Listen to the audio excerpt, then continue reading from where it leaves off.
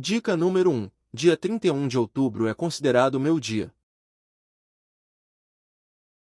Dica número 2. Gosto de sair de noite e assustar as pessoas por diversão.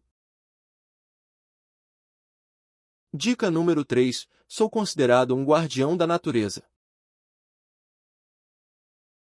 Dica número 4. Sou um personagem fictício. Dica número 5. Tenho origem indígena. Dica número 6. Sou travesso e gosto de criar pequenas dificuldades domésticas, como esconder as chaves, trocar o sal pelo açúcar, dar nó na crina dos cavalos, e coisas do tipo. Dica número 7. Dizem que eu tenho medo diário.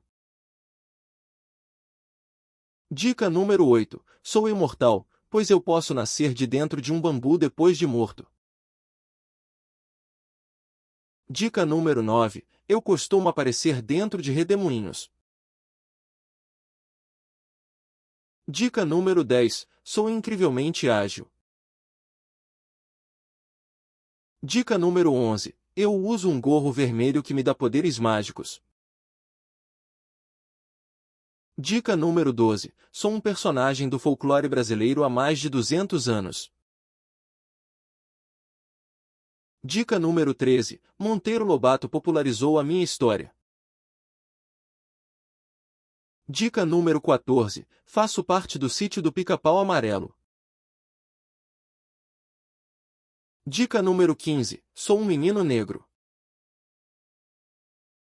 Dica número 16. Estou sempre fumando meu cachimbo.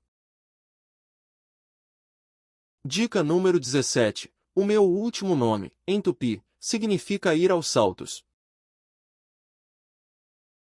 Dica número 18. Eu só tenho uma perna. Dica número 19. Já apareci nas histórias do Chico Bento.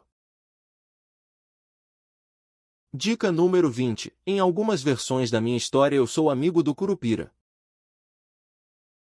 E aí, acertou? Parabéns para quem palpitou, Saci Pererê.